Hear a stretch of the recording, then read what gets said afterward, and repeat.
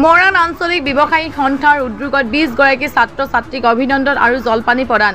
বিগত বৰ্ষৰ দৰে এই বছৰো মৰাণ আঞ্চলিক ব্যৱসায়িক সন্থাৰ উদ্যোগত 20 গৰাকী ছাত্ৰ ছাত্ৰীক অভিনন্দন আৰু জলপানী প্ৰদান কৰা হয়।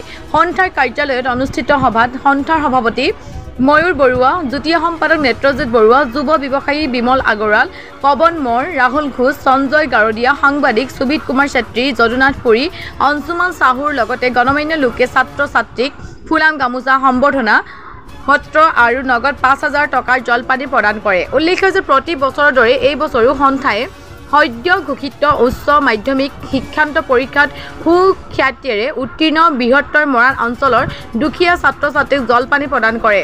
অনুষ্ঠানত স্থানীয় গণমান্য লোকৰ লগতে অভিভাৱকসকল উপস্থিত থাকে। মৰাণ আঞ্চলিক ব্যৱসায় সন্থাৰ কাৰ্যালয়ত 20 জন ছাত্ৰ ছাত্ৰীক আমি আজি জলপানী দিয়াৰ ব্যৱস্থা গ্ৰহণ কৰিছিলোঁ। আৰু আজি আমাৰ এই অনুষ্ঠানত মৰাণৰ বিশিষ্ট সাংবাদিক সুবিত ছেত্ৰী ডাঙৰীয়াৰ লগতে যদুনাথ পুৰী ডাঙৰীয়া উপস্থিত আছিল।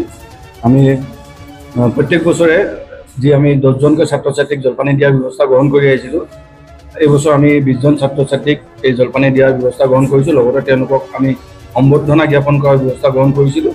আমি প্ৰায় মৰাণ অঞ্চলৰ ওচৰ পাজৰৰ প্ৰায় 32 জন ছাত্ৰ ছাত্ৰীয়ে আমাক এই ক্ষেত্ৰত আমাক দৰখাস্ত দিছিলে তেওঁলোকে এই জলপানীৰ কাৰণে।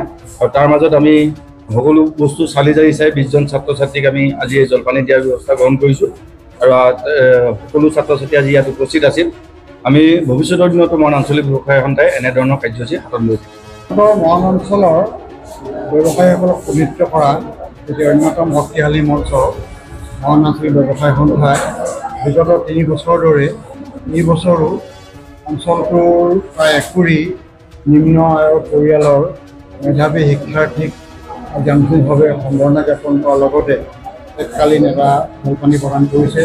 এটা অতি মহৎ কাৰ্য।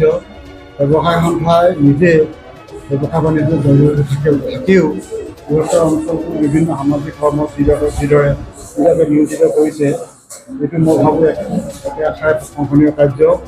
আজিৰ এই অনুষ্ঠানটোৰ অনুষ্ঠিত অনুষ্ঠানটোত এই অঞ্চলটোৰ যি কৰি বিভিন্ন জাতি ধৰ্ম বৰ্ণ নিৰ্বিশেষে ছাত্ৰ ছাত্ৰীয়ে অংশগ্ৰহণ কৰিলে আৰু তেওঁলোকেও তেওঁলোকৰ বক্তব্যৰ জৰিয়তে ব্যৱসায় সন্থাই এই মহৎ কাৰ্যৰ প্ৰশংসা কৰিলে।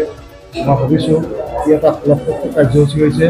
ভৱিষ্যতৰ দিনত ব্যৱসায় সন্থাই আৰু অধিক সময় উপযোগী তথা জনমুখী কাৰ্যসূচী গ্ৰহণ কৰিবলৈ আশা কৰি ময়ো ব্যৱসায় সন্থাৰ এই পদক্ষেপক শলাগ লৈছোঁ।